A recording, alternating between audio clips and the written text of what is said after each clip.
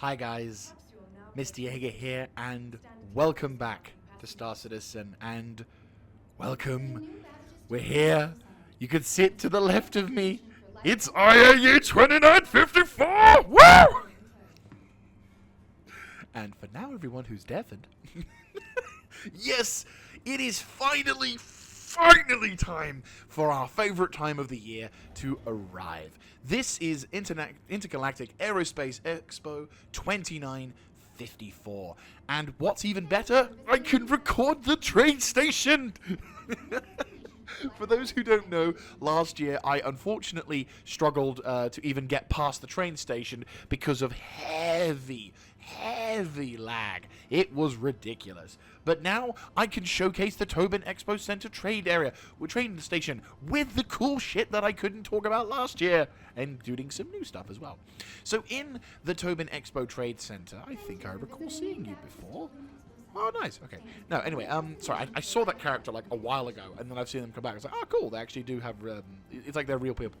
Anyway, so welcome to the Intergalactic Aerospace Expo for 2954, a glorious event showcasing the latest ships, the latest things, and of course, showcasing what could possibly be coming in the near future. I love this event, and I am always excited to come to this thing. And now we're in the new Babbage Expo with a bunch of graffiti on the thing. So, to my knowledge, I did a little bit of exploring before we started, just to test to see if it was going to be, you know, laggy or not. And I can see that there's a lot of, like, scrubbed out style of things. You've got Humans United. There's actually, if we go along to, where is it?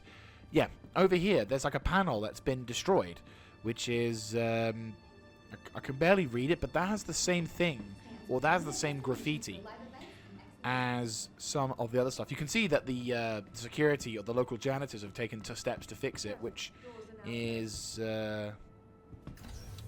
yeah, so to be fair, a lot of these things seem to be Xenothreat related, which kind of makes a bit more sense when we look into it.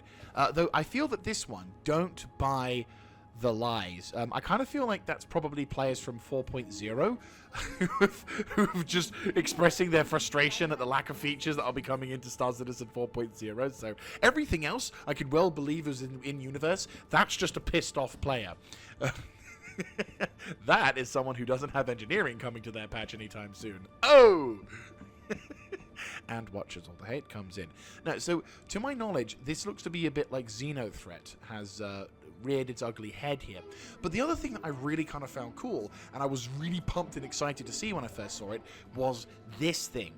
This is a Citizens for Prosperity panel, and what these guys are doing is they're trying to unite people to going to Pyro to try and remove its somewhat dubious reputation, shall we say.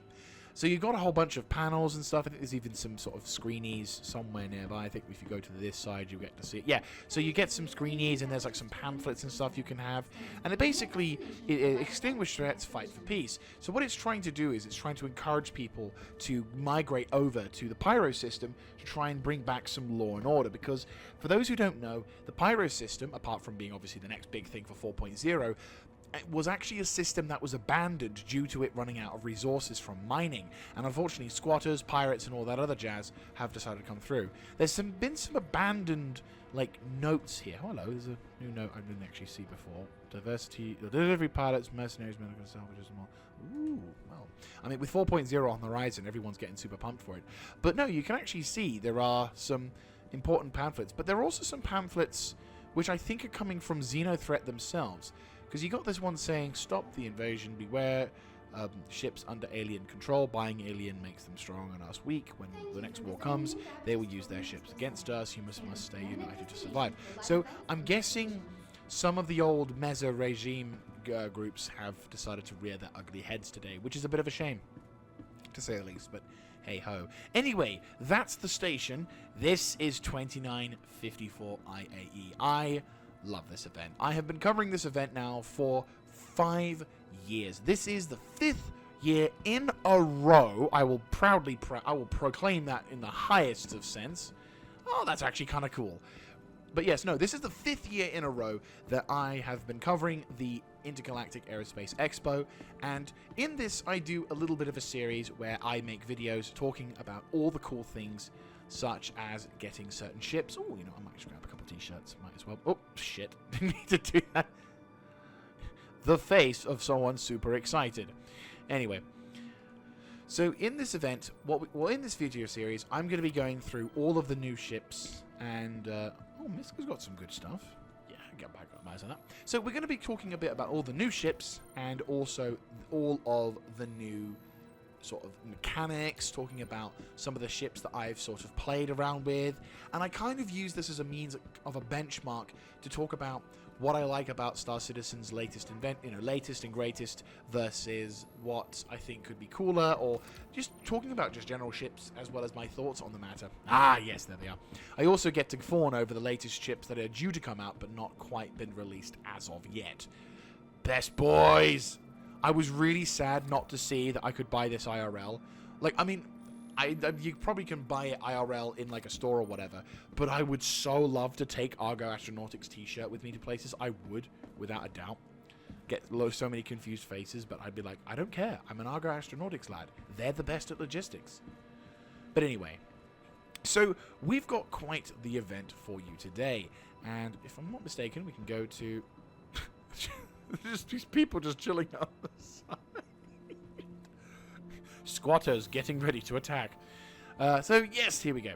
So as you can see, we've got quite the interesting mix of days today. We've got Crusader and Tumbril today. We've got Aegis Dynamics tomorrow.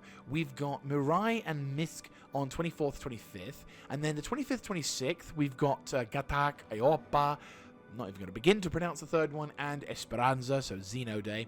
Then we've got RSI Day, the big one. And that day. Not only is it the day that I'm going to be looking forward to by far, but it's also the day that I'm dreading, or depending on how things go, by the end of this series, I'm either over the fucking moon or depressed as all hell. Either way, I hope to be the former, not the latter. But once that's done, we get to go to Drake Interplanetary Days, then my least favorite, Origin Jump Works Day, before we wrap up with the Anvil Aerospace. Then, of course, you've got the finale and the best in show, but really, it's all about all of the other vessels things today. So, without further ado, let's take ourselves up into the zone. And it's taken its time. Jesus Christ. I was going to say, like, oh, okay. Well, it's nice that we have an emergency exit. It's just, unfortunately, nothing is there. God, can you actually imagine having to use an emergency exit for this thing? You pull that down, and I'm guessing some kind of ladder comes out from it as well. It looks like. Okay. This is really taking a while. Oh, please don't be glitched. Oh, thank the Emperor. Okay, we're here. We're safe. We're alive. And we're crooked. Don't we... Wait, hang on. I gotta see this. Okay, fair enough. So, bit of a weird, lackluster, or non-existing portal poacher. That's fine. That's the end, not the end of the world. Anyway, so here we go, and I am super pumped for this. We are making our way. This is a little bit of a longer introduction, but I feel like it's the 5th anniversary. I can make a little bit of a longer intro. Oh, that's so cool! They actually did something with that now. Potential thumbnail. Anyway, so we are approaching Crusader Day. As you can see, we have a pretty awesome array of items. First of all, okay, no, gotta look away from that one. Right, for context, I try to go to these events as blind as I can because I like filming blind reactions. And the thing in the middle of those ships, I've not seen in this game yet. I've not seen it. So I am super pumped yeah, I'm very much excited to see that because I'm like, ooh, that's new thing. But as you can see, we've also got a pretty nice selection. They've actually moved the Hercules around a bit. I actually really like this. This is actually pretty cool. Anyway, so what we'll do is we'll go over to the Crusader Spirits and other jazz, have a look at the new ships, and then make our way towards the Ares, Ion, and towards the C2 before we make our way over towards the other side before heading down into the southern part. So without further ado, let's get started. I'm actually going to look slightly further away I'm just gonna quickly, you know, just gonna nudge myself not looking at the ship. You know, just a little bit. just take a tiny diversion. Right, don't look at it. Don't look at it. I'm purposely making sure that I'm not looking at this. But yeah, there we guys go. Bit of a long introduction, but here we are, the first vessel. So, without further ado, let's get started. So, for our first ship in IAE, we are presented with the C-1 Spirit. This is the civilian cargo hauling vessel of Crusader, and one of the first major upgrades if you are a fan of Crusader Industries. And to be fair, it's a pretty decent upgrade choice. Around the same kind of price range as the Cutlass Black, which is the more famous counterpart, shall we say.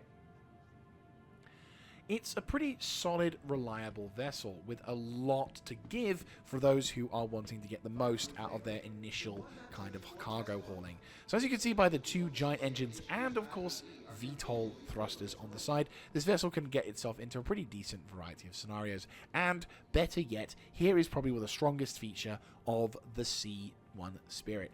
It has a whopping 64 SCUs worth of cargo, which you can get 2 of those big 32 SCU boxes in this in on the side points of this, which is pretty freaking cool. So I would say that is awesome. I would say as a pretty big option there. And obviously, if you like to wedge yourself a little bit with cargo, or if you want to transport some ground vics and you want to get some other bits and pieces, this thing is pretty freaking cool and very much options for that. There's options for you to do that as well.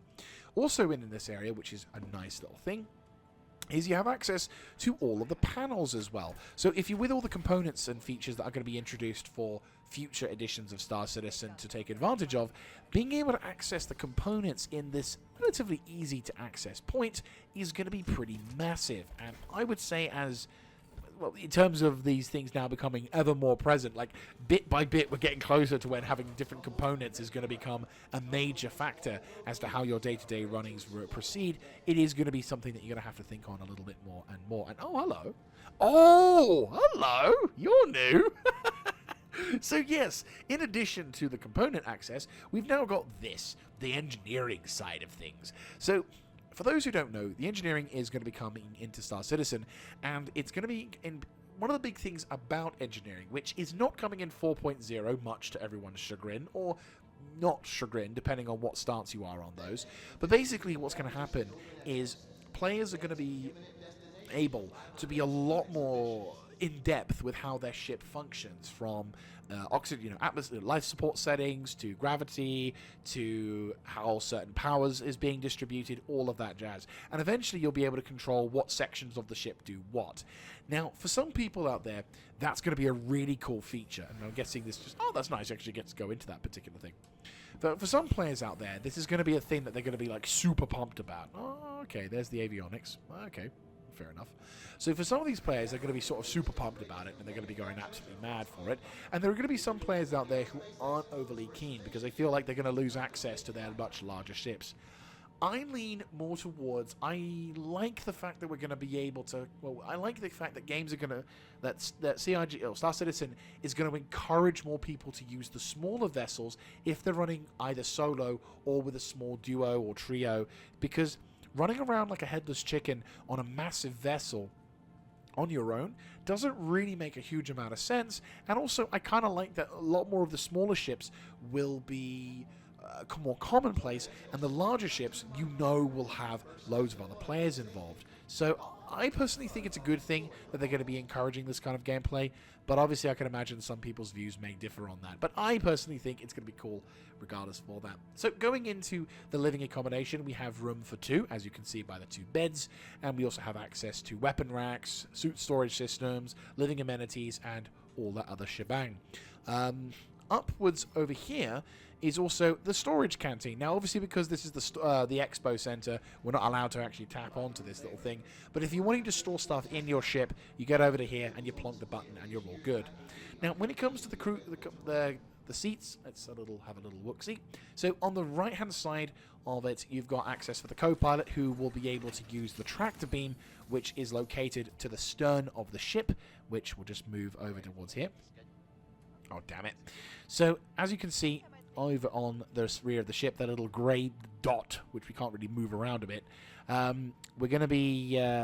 yeah, so that little circular dot thing there, yeah, that's the tractor beam. And as you can see by the railing, which if you noticed as we were coming up towards the cargo bay, this particular thing you can use both on the top and the bottom, meaning that if you're in space and you need to move some bits and pieces, then you can do so, and then you can place said bits and pieces in the cargo bay without you even needing to leave the ship, which I think is actually a pretty damn cool thing, to say the least. I like that. I think it's cool. I think it looks really, really funky. So overall, I think it's a pretty nice feature.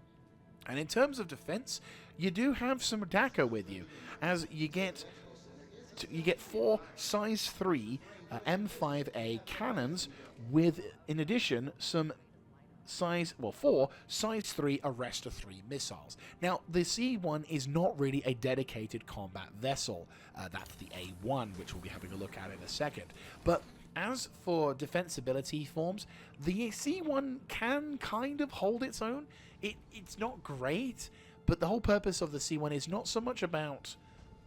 Yeah, it's the whole purpose of the C1 is not so much about getting into a sticky situation, but instead it's about trying to get yourself out of shit for that.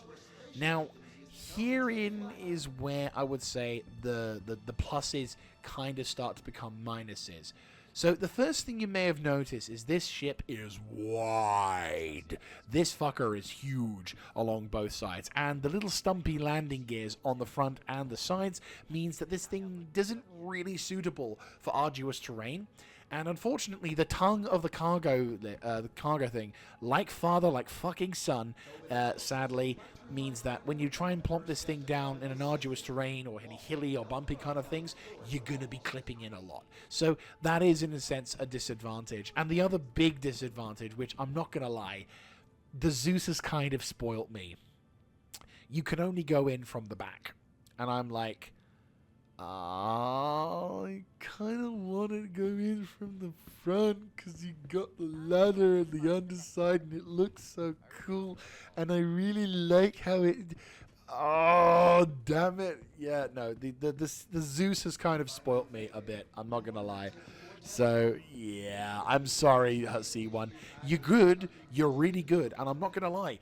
As vessels go, it's a really solid, reliable piece of kit. The big advantage, of course, is that you can take the massive crates in comparison to the Zeus, who is a little bit reliant on whether or not you've got... Well, it has almost double the cargo carrying capacity. You are very much restricted at this moment by what boxes you can take. So if you have small boxes, oh, the Zeus is a king.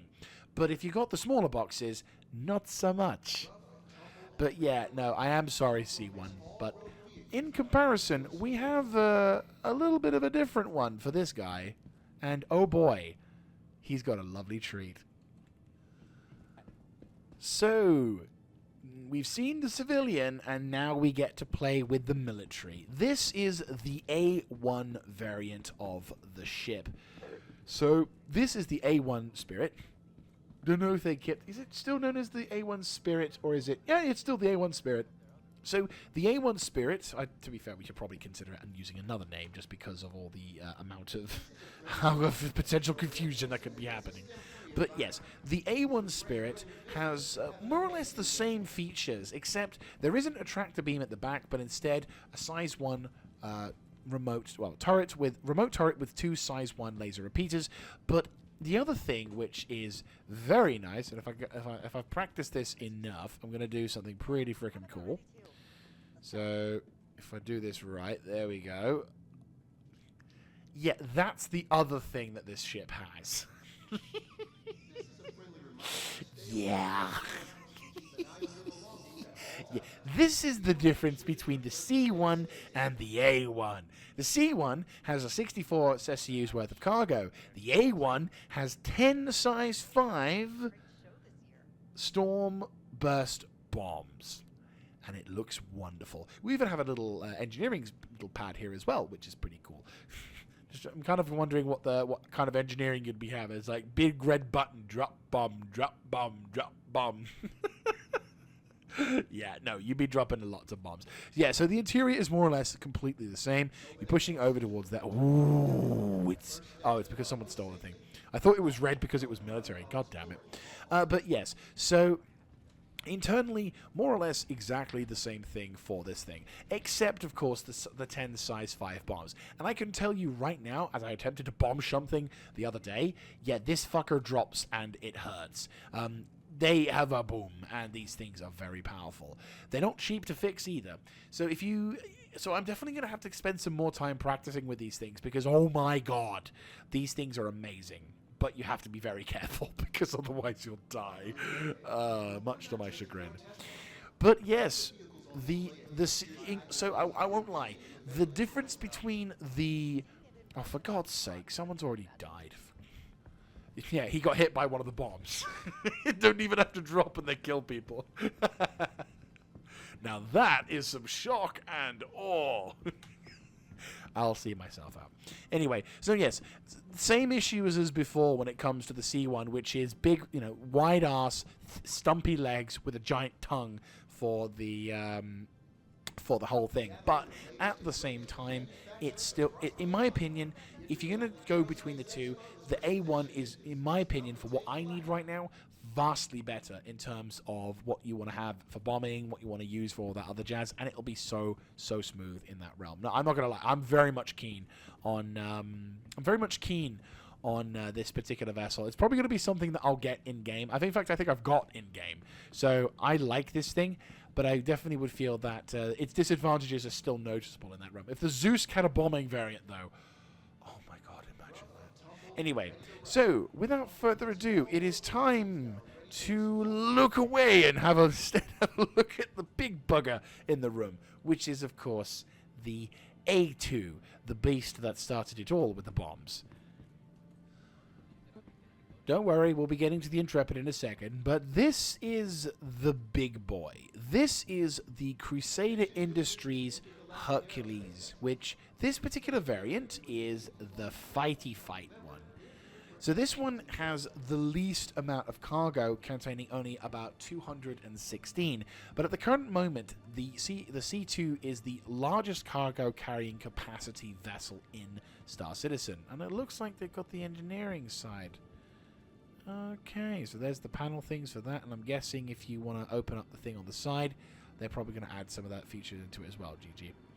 But yes, so this particular cargo-carrying vessel does have the means to carry a limited amount of equipment, primarily the Nova Tonk, with maybe a bit of support or a few ground Vics, maybe the Tumbril Storm, or perhaps a few ground vehicles like this, the Cyclone or anything else like that, or just 216 SCUs worth of cargo.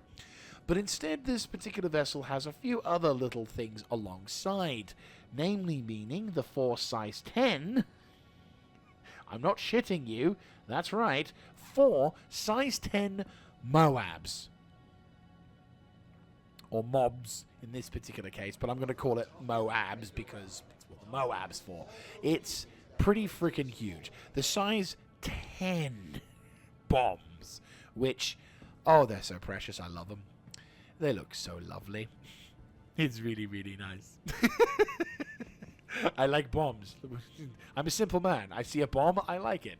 So yes, no, this thing is incredible. With the amount of bombing and capacity and all that jazz, the level of DACA on this vessel is unreal. So with this vessel, we're going to do kind of a little bit of a sneak through look in that realm, but I won't be doing this for the other vessels, as obviously they have a very similar interior. So going up into the interior of this vessel, you can choose either to use the elevator, which actually you do get access to in the lower segments, or you can get access to the elevator underneath the ship as well as on this little point here, but still. So you gain access to the cargo components as well. So this is all the little different storage tabs and all the storage units, life support, other jazz like that. If we have a look at the back, we see the stairway to heaven. And we also see a very beautiful interior, absolutely gorgeous. So in terms of interiors, the A2 and this M2 have very similar amounts, where instead of this area, which would normally be sort of a panel for living standards or anything else, you've instead got a bunch of gunner seats for the turrets that are being accessed by the players. You also have little cooling sections here. Kind of wondering where the engineering side is being located, probably a little bit further along in that realm. You also have a bit of an armory in place, which, if I'm not mistaken, I think in the bit previous you would actually get an armory, but this also has its own initial armory located as well, for all the suits and everything, and all the weapon racks and all that jazz. It's a pretty decent amount of weapons and equipment that are made available. You also have these big fuck off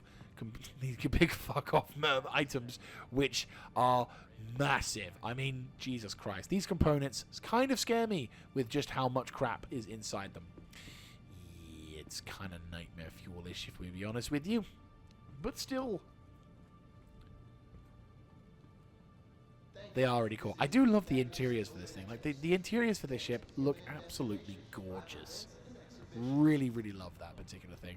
So we make our way over to the habitation side of things, where we've got limited amount of storage, like a limited amount of crew quarters. And there is actually a nice little thing here. This I did not know. Huh. I've been walking around these ships for so long. And, of course, the most important room of all.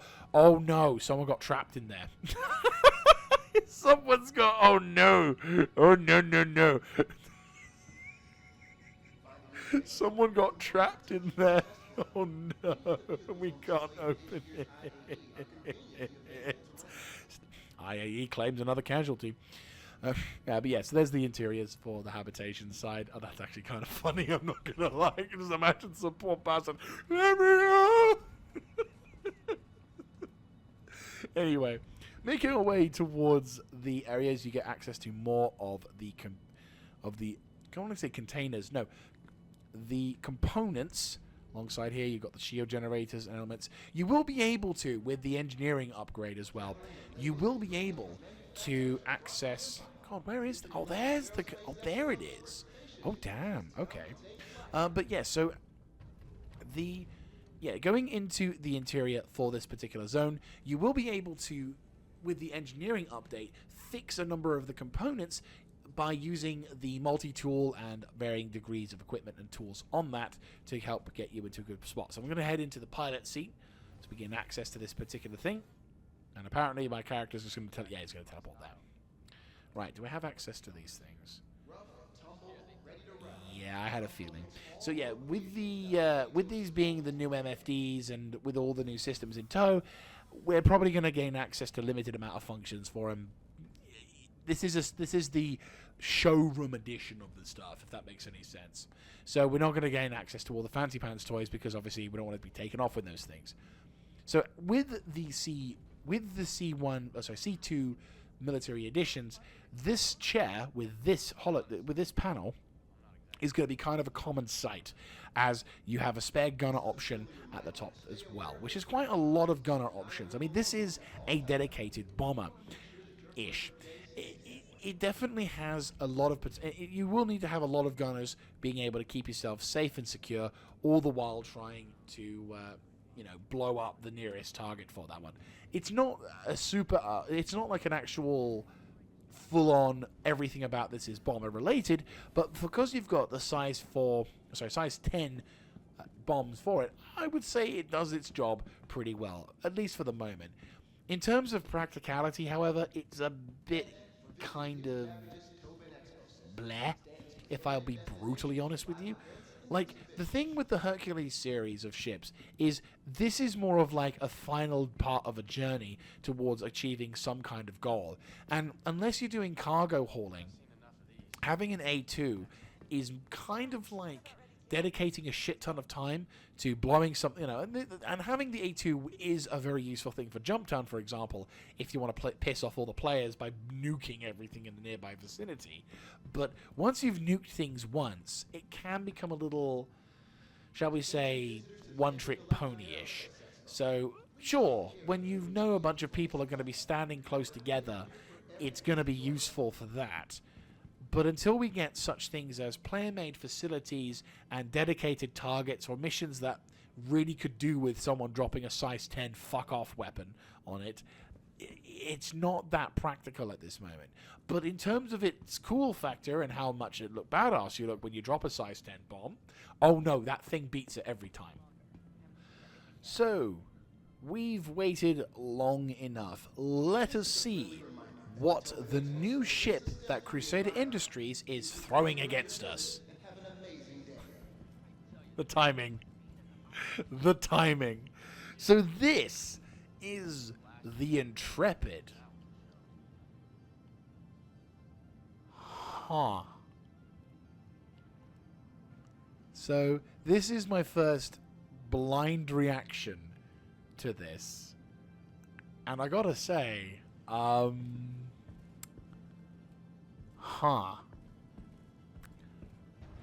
So a lot of people. So yeah. So for context, when I was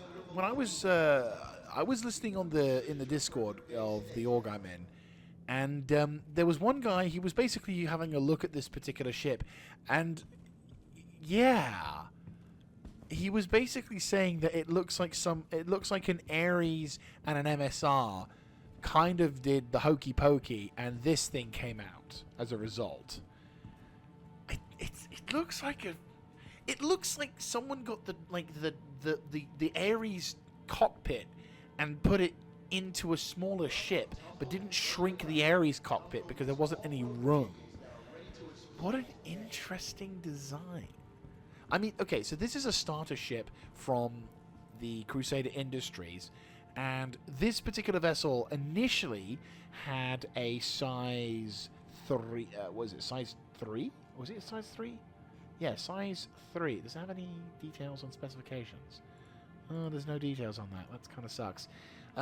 So this particular ship had a size 3 weapon, but then they changed it out for a size 4.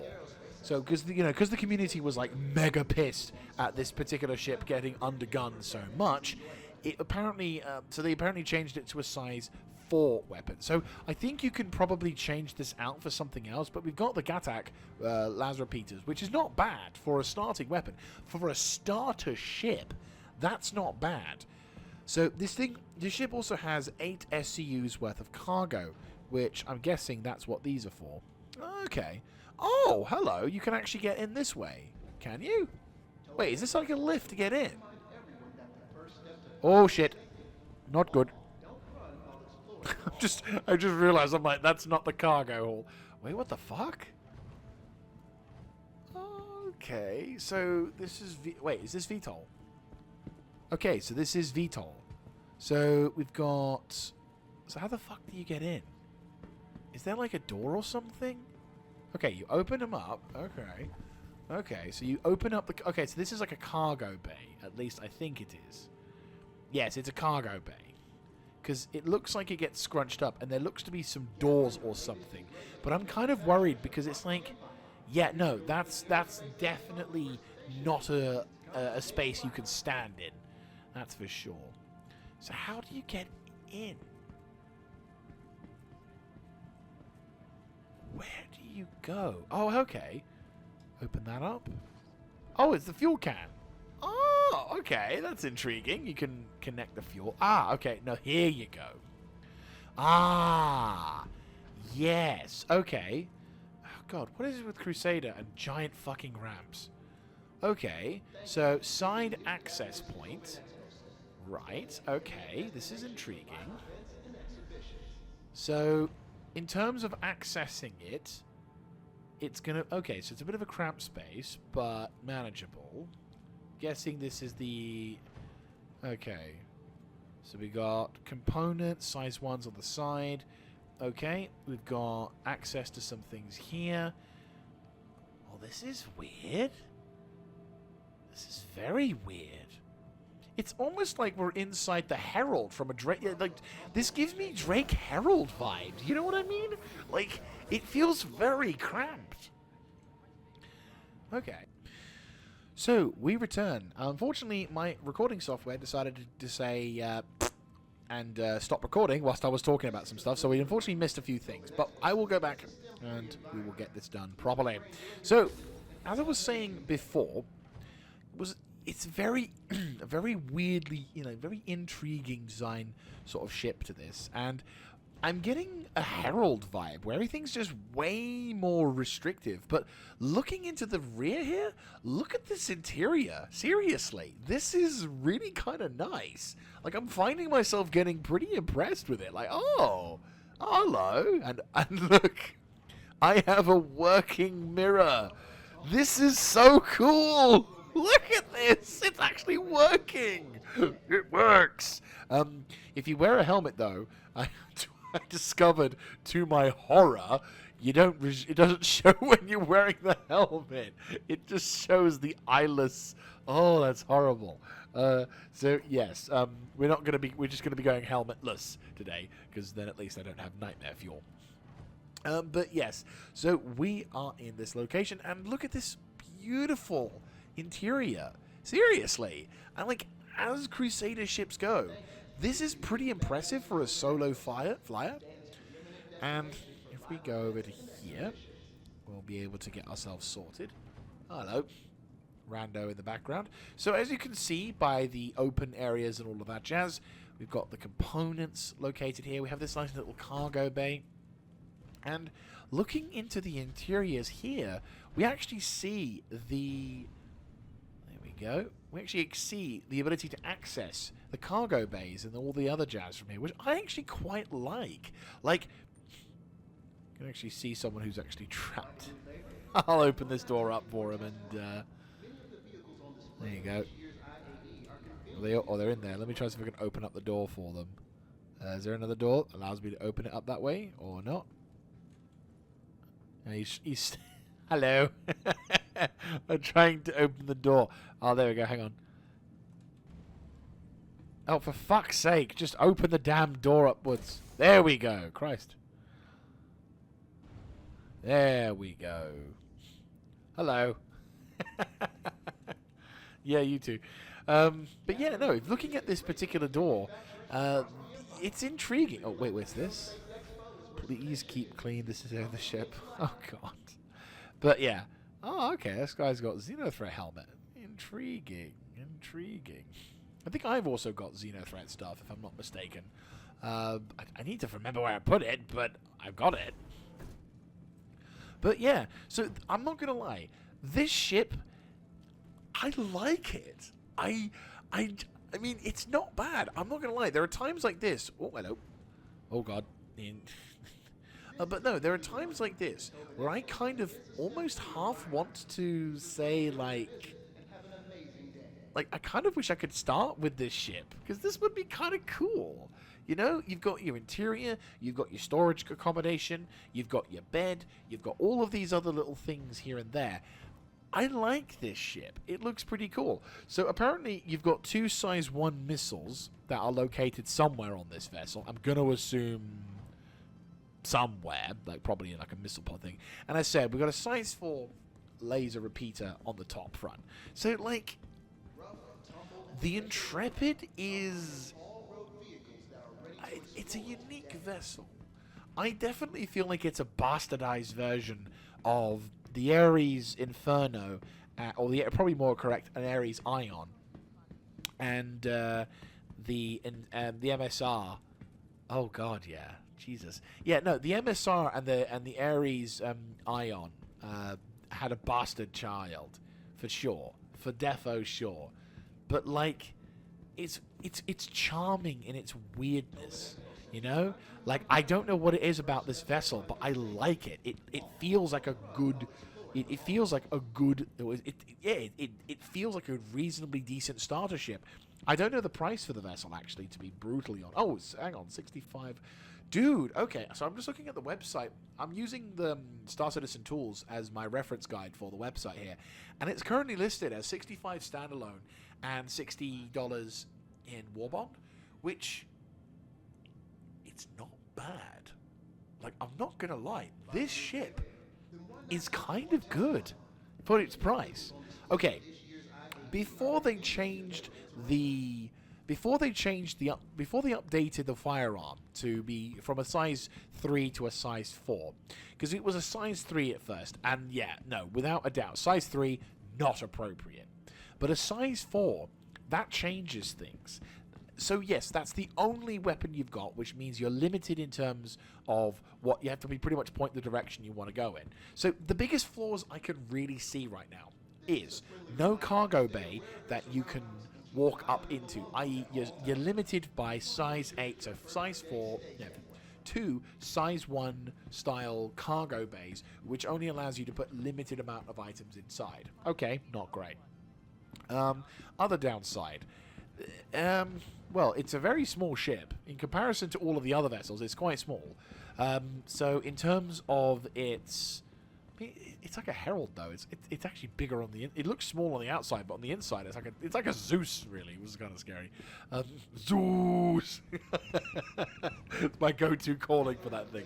No, okay. So its bespoke weapon system, similar to the Ion, is meaning that you're going to have to be pretty much pointing the ship in the direction you want to shoot shit, which is kind of good, kind of bad, because it means then that, well, in this case, it's more directly you've got to point your ship slightly to the side rather than underneath or to the wings or anything else like that. And in terms of weapons and firepower, you've only got the one size 4 gun, which, okay, it's firepower, it looks nice, and it certainly will slap someone, and given the level of customization you can have, I'm sure you'll be able to find some reasonably decent-sized weapons in that form. The other thing I'd say that's probably a go-to is, is definitely I'd say the downside is just it's only got 2 size 1 missiles. So in terms of a starter ship, it does the job, and it I'm not gonna lie, it looks intriguing. I've yet to fly one in combat, but like this thing looks cool. I like it. I think it looks cool. I will definitely see whether or not it works out pretty well. But for the price you're paying for, a size 4 weapon with an internal cargo bay, living conditions, and the means for you to get started in Star Citizen for 65 quid, sorry, $65, but in quid terms, that's not bad. That is really, really not bad. Oh, kind of stuck. There we go. But yeah, I'm not going to lie. I like it. I might rent this for a couple days just to see what it's like. But yeah, no, I like it. So we enter into the first of the 2 rooms, and we are greeted by a pretty impressive sight. We've got the 2 Starfighter series, the Daka Daka and the Las Blast. But what I want to focus on a bit at the moment is the C2. This is the civilian variant of the Hercules series, and in my opinion, one of the big workhorses in terms of cargo, and it is a Chad at that, in my opinion. This vessel has a cargo carrying capacity of 696 SCUs worth of cargo. The main advantage of this particular vessel, well, I'd say there's 2 main advantages. The first is this vessel has a frontal and rear cargo ramp system, meaning that you can drive through and out the other side of the Hercules, and like as Jax McCreary did for a video in the IAE of the release of this particular ship, he was able to demonstrate just how big the fucker was, just because of how being able to drive through. It was actually a pretty cool video, I'm not gonna lie. But as you can see, this cargo bay is huge, with just a buttload of space for you to dump whatever you need to do. Ground vehicles, boxes, supplies, all of that jazz. This thing is perfect for that. The other main advantage when it comes to this vessel is it's also quite a practical ship. Unlike some other cargo vessels, which are really bulky, really sort of awkwardy, and they're not really going to, like, you need to secure a location and protect it for a while before you would call in such ships as the Caterpillar. Oh, the Ironclad. I know the Ironclad has the military variant, but oh my god, I can't wait for that ship, seriously. Next year, come on! Save it for Drake Day, Jaeger. Save it for Drake Day. But still, this ship, however, you can go into a hot zone, drop some stuff off. In the form of the A2, it would be a size 10 Moab, but in this case, you'll be dropping off vehicles, ground stuff, and tanks, and being able to give you the most out of it. So I would say this thing is pretty cool. Now I'm going to go through a quick, I'm going to go for a quick little tour of the upper vessel area, primarily because while the interior is more or less the same from the cockpit and from a few other things, we are actually getting, there is a big difference in the, well, previously the armory hatch or whatever, but instead this is the recreation lounge. So you get to see all of the funky little bits and pieces here, as well as some pretty nice supply of Coke, nice, as well as some living amenities, all of that jazz, food and storage, and the new little components now for the engineering side. That's going to be fun to manage, isn't it? Jesus Christ. Oh, boy. Anyway, regardless, there is a decent amount of nice little storage rooms for that. And if we make our way towards the far side, we're going to be able to showcase the habitation lounge. So in comparison to the military one, a lot better with TVs, of all things. Look at that. And a plushie that I need IRL badly. I want my Ursa plushie. Give me my Ursa Wait, what? Why aren't you opening? Oh, okay, you are opening. Cool. Unlike the other one, it's not locked. So yeah, you got your weapon racks and all the other jazz. So the ship itself is still defensible. It does have a good few weapons on it. I mean, it's got a couple of size 5 hard points. So it has a couple of size 5 weapons. So if you bear with, go to the weapons section here. Oh no, sorry, size 4s. I thought it was size 5. Oh no, it's 2 size 5 hard points. So I was right. So we have 2 size 4 M6A cannons supported by an additional couple of size 4 Klaus repeaters. So it's the Rhino repeaters for that one, which is nice. Followed by another 2 size 5 things. So quad size 5s. Wait, size 5s? Oh shit. Okay, sorry, that was a remote turret. I misread that. So yes, you do have 2 size 5 quad turrets there, and you've got some size 4s on that one as well, which looks like it's player controlled. Okay, and then you've got the repeaters on the top there. Okay, so that makes sense. And do you have missiles? I don't think you have missiles on this thing. No, you don't have missiles.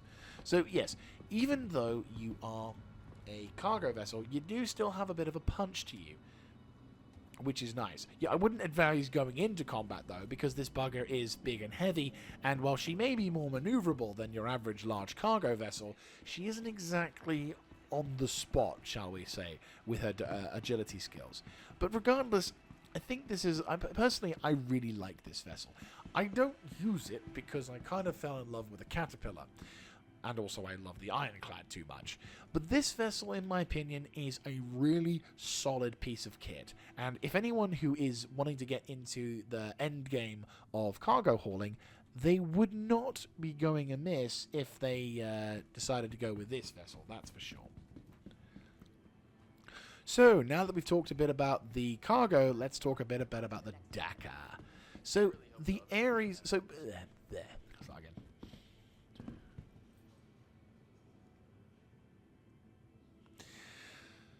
So, now that we've talked a bit about the cargo, let's talk a bit about the Dakar, shall we? So, the Crusader Industries famously are not exactly designed for... They don't purposely build combat starships, or at least they didn't until this vessel came along, which is the Ares Inferno. So this is the dedicated capital ship killing style machine. This thing has a huge size 7 bearing Gatling gun and a rather large complement of missiles, if we're not mistaken. So we have like 12 size 3 Arrestor missiles, followed by a remaining 8 size 3 Ignite 3s as well. These buggers have 20 missiles apiece, and they have size 7 weapons on tow. The Inferno, as mentioned, has size 7 bearing Gatling gun, which is absolutely lethal. But the Ares... the Ares, or Starfighter Ion, has instead a size 7. It's still bearing, but instead of the size 7 Gatling, we have traded ourselves for a size 7 energy weapon. Now, recently, to make this thing have a little bit more of a quirk, in comparison to the Inferno is that this thing has the ability to charge up, which is pretty impressive considering what the role this particular vessel has in comparison to its counterpart. Now, the the Inferno is purely designed to go Daka with its size 7 Gatling, completely shredding anything that it stands in its way. And in terms of larger ships, so probably things like the Perseus, the Nautilus, and also the Polaris and Idris to a degree, though the Polaris is, well, the Idris is going to be a bit of a bitch, Polaris is going to probably be a bit of a bitch, but bearable. But vessels like the Hammerhead, the Perseus, even to a small degree, even the 890, which is more of a, if you're feeling vindictive for some reason, which it's an 890, I can understand why you want to shoot it. But no, this thing is designed to fuck over and destroy anything in its way. But the Ion is designed to fuck over and destroy the electronics, or at least spam the shield down so that the Ares Inferno can come in and blow it up. Or if you're wanting to, for example, open up a particular shield paneling for someone else to come in and have a dig at it, which is pretty impressive. The Ion has the same missile complement as the Inferno, 20 size 3 missiles, 12 of them being Arrestor 3s, and 8 of them being the Ignite 3s as well. So pretty impressive stuff. In terms of liveries, I do prefer the Ares Inferno, as it does have a slightly better, it has the darker tones, and it also is pretty cool. Also, size 7 Gatling gun. It can handle itself pretty well in combat. Anything smaller than a Buccaneer, though, and, well, to be fair, even the size of a Buccaneer, and you're going to be struggling for this one, because although these vessels are dedicated combat ships, the first in the Crusader Industries kind, they are still kind of big and bulky and slightly more awkward to maneuver. It's not an easy thing to maneuver these vessels, and it definitely would give you a bit of a tough time in terms of shooting at smaller ships, especially things like the Origin M50s, the Razors, the other jets. Oh my god, my brain would kill me with the amount of frustration I would have at those things. But no, aside from that, even in combat, the Ares Inferno, really solid piece of kit, and I do very much recommend giving it at least a try for anyone who's curious. And so we enter into the last main room before the holodecks. We are provided a site to be sold. Start again. 3, 2. So, as we enter into the last room before we head to the holodecks, we are presented with some ground Vics as well as the classic gems, as also the last in the Hercules series. So, to go into our analytics, the last vessel in the back in the room is the Hercules M2. That one is the... There's someone in the turret. I thought I just saw a movement from it. GG. Anyway, so it looks like someone's in the turret for that one. Is that someone in the turret? I'm going mad. Anyway, ADHD coming out. There we go. So the M2 is the military variant of the Hercules, which doesn't transport as much in terms of SCU, but it's a little bit chunkier, a little bit more hulked out, and it is able to still drop off quite a fair amount of supplies and bits and equipment. It also has a lot more in terms of armament. In addition to having its weapon complement from the previous ship, you've also got this turret, which is accessible via a console on the left-hand side, which is pretty nice.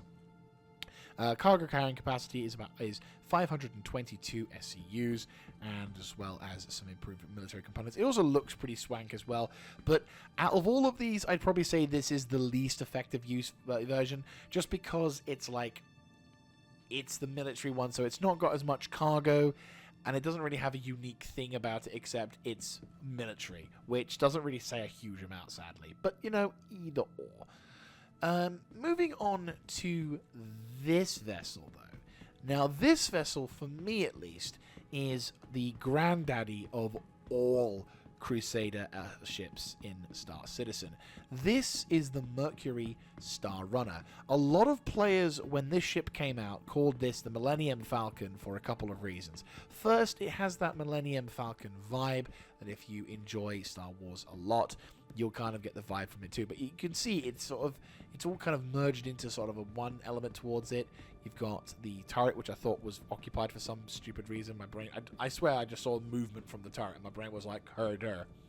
But no, so this ship was, a lot of people called it the Mercury Star Runner, the Millennium Falcon, because in addition to being famously more compact and internal for it, and also being the first of its kind for the Crusader Industries, we also have the famous, which I suppose now is no longer famous, well, it's famous, but means you can't do shit for dick with it, is you now have the famous internal cargo routes or whatever. So you go into here and you can hide in the ship and do whatever. There is actually a section which is supposedly, if I go up to it, whereabouts are you? I think it's here. Yes. So somewhere like here, you can actually put some bits of cargo inside, and it actually does hide it away from prying eyes. I'm going to check to see if you can do the same on the other side. But I don't think... Yeah, there's another little bit here that you can sort of... Oh, look, there's a little chest piece. Nice. So, yeah, you can...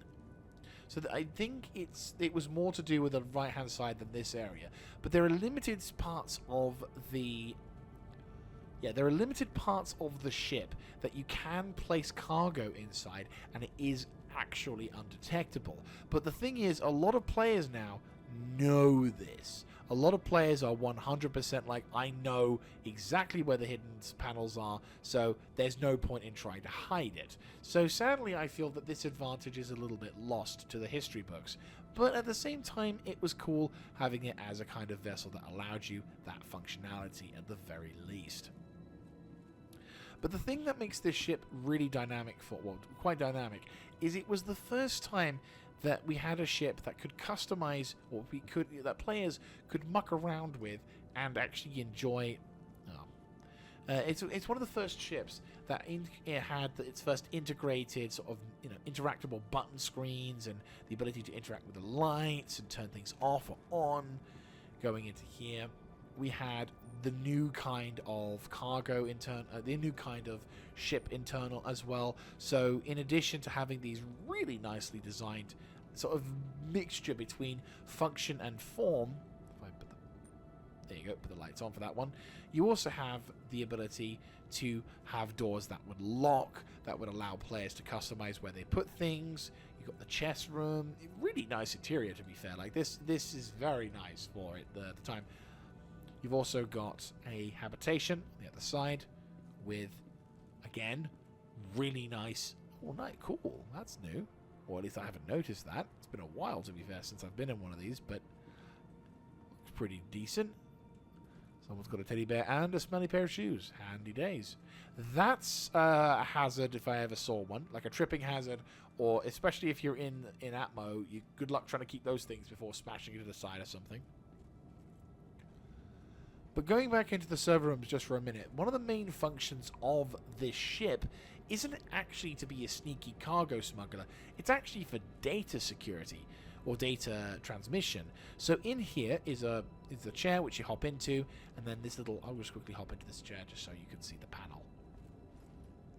So what would happen is that little thing comes down, and if we do this right... See, is it open?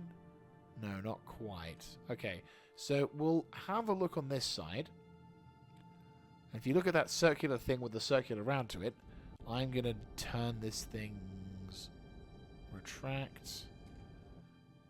And now I'm going to deploy. Oh, damn. Well, the circular thing, or the dish there, the circular thing with the number 3 on it, that's the radar dish. And that will basically ping up, and whenever a data transmission would be incoming, the radar dish / whatever you want to call it would pick up the signal, and then you would have the data to be downloaded to a physicalized copy. And then obviously you would use these server farms in order to transport your cargo / your information or your Bitcoin if you're that kind of person. So overall, this vessel is a really useful sort of multifunction daily runner sort of thing. And for the first of its kind. Ooh, okay, I've got a little chip. There you go. So for the first of its kind for Crusader Industries, it was a really big leap in terms of ship design because she looks pretty impressive. Like I like the ship. I'm not like a die-hard fan of it, but I can appreciate its aesthetics and how this thing basically is in my opinion one of the pinnacle ships in Star Citizen gameplay and design mechanics. Like every ship after this one had an interactable panel display systems on the side. Every ship after this had a feature that this ship introduced, and I absolutely love this vessel for it. And it's one of those pinnacle moments that you don't often see in Star Citizen. The Zeus is another one of those ships that I would personally say is a prime example of a ship that is pinnacle in its points, which is really, really cool. So, finally, we make our way towards the Ground Vix, which the Tumbril series of vessels is primarily famed for. So, on the two sides of the Tonk, we have the Tumbril Storm, which is the most recent addition to the Tumbril series of vessels.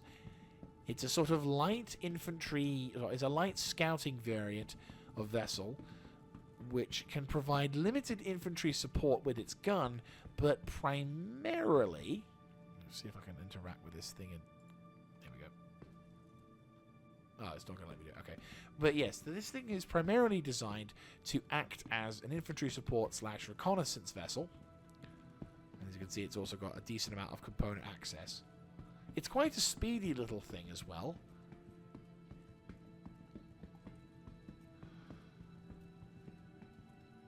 And it kind of reminds me of one of the tanks that you get to utilize in the game Cyberpunk.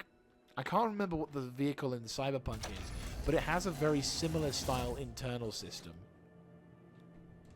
And you'd hop into the vehicle, and there you go. So you'd be able to sort of have yourself in a nice armored protection.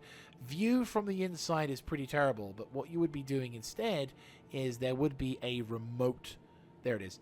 So you'd be utilizing this remote turret to spot and shoot and do whatever. Not a bad ground Vic, and it's certainly... Yeah, as I said, it's for ground, as a ground vehicles go, pretty impressive in that regard. The weapon that it utilizes is not really known for that one. It's known as the Rain 3 Repeater. So energy-based, but still pretty cool. And also there's the Joker Defcon Noise Launcher LMX tools. So you have some means to survive in that realm. And as mentioned, it's designed for a more of an infantry support / reconnaissance role than a heavy fighter. This vehicle, however, is 100% designed... Oh, nice cup. Is mine now. Anyway, so this one is basically the same Vic, instead it's an AA variant, which is pretty nice. Let me just have a look-see on the store, the series on that one. So, on this one... Jesus Christ. Okay, so on this particular vessel, you've got 64 size 1 Marksman 1 missiles. You have 16 size 2 Ignite 2 missiles. Jesus Christ. Okay, we get it. You don't like to fly. You don't want anyone to fly, to be honest. Oh, jeez. Okay, fair enough. But still, this thing is designed as a pretty... As again, both the Storm and the AA variants are really kind of cool looking designs, improvements upon the system of Tumbril, and I look forward to seeing more vessels coming from the Tumbril series of Vix. And of course, you can't have the Tumbril series of ships without the Tumbril Nova. Now, I've joked about it, calling it the Tonk, and it's kind of become I think it's kind of become the community designation for this vehicle. The Tonk is, well, it's a fucking huge vehicle, that's for damn sure. The Tonk is the Nova Tonk is a dedicated heavy tank, well, it's a heavy Tonk support platform with a size, I want to say 7. But I'm going to just check. Size, ecoy launcher, radiant missile launcher, Slayer cannon. Oh, size 5. I've always thought it was a size 7, but no. It's a size 5 Slayer cannon. Very much nice. But no, the Nova Tonk is a main battle tank designed during the Second Tavaran War and has now become a staple of the UEE ground efforts ever since. It's got a crew of 3 members on, though to be brutally honest with you, you could have a crew of 2 and have the same level of custom. I think there is a couple of options you could have as the gunner inside this thing, but as tanks go, it's very spacious. You have a pretty decent view as the driver, and in fact, if we hop into the driver's seat, I can quickly demonstrate to you one of the cool features, which is, because obviously if you're having a look here, your view isn't that great. It's better than it would be before, and it's a two-way system for that. But what you actually want to have is this bit. Because then when you go into combat zone, the turret extends outwards as well. The gun extends outwards as well. And it also allows you to blast your opponents into submission, which is nice. And I think since they've updated the... Yeah, it's nice that they've updated the UI effects, because I won't lie, that is actually quite nice. You also gain access to a missile launcher at the back, which if you have a look at the turret, you can see they have the missile launchers on to the back for that one. So this thing kind of has a Bradley vibe, but only if the Bradley had like a main battle tank gun, and it wasn't terrifying on the battlefield. Nah, the Nova Tonk is a pretty damn good vehicle. Definitely well worth your time and energy for it once ground vehicles become much more needed. I mean, the downside of most ground vehicles at the moment is that, unfortunately, there's not really any real gameplay loops for them at this time, meaning that any significant vehicles or whatever, they're just going to have to be more of a showground. They're going to be kind of a showground sort of thing, until eventually someone decides, hey, let's make them useful again, sort of thing. But still, good, really good and effective, but limited in what they can do. So we approach the end of the day. Already we're coming up to the end. Always the way.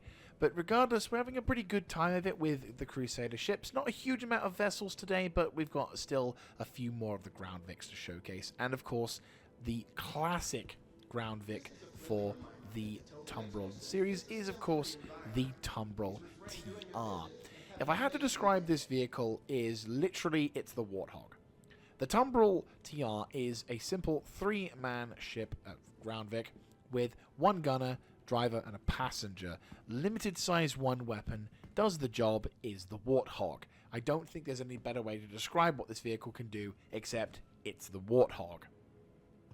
So, going on to the next ground vehicle, you have the Tumbril AA, or Cyclone AA, which has a couple of size 2 missiles on side.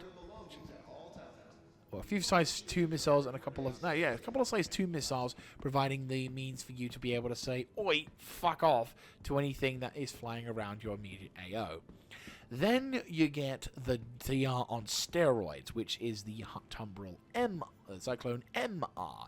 It's got a size 1 tarantula turret style things and 4 size 2 missiles. Again, 3-man crew, but at this point the guy who's in the gunner seat has got a problem with everything around him. Almost no rushing again a bit. So as we make our way across to the other side, we go from the militaristic style of vehicles to the more civilian in nature. The first vehicle we get to see is the Tumbril Cyclone non-combat edition thing. Just the Cyclone. Just the Cyclone, with a little bit of a view to sort of muck around in all that jazz, which is nice. You've also got this one, which is the RN. So the RN is basically a radar dish style one, which doesn't have anything except it's got a radar dish on the top, as you can see. Nothing too fancy, but it helps you in terms of reconnaissance.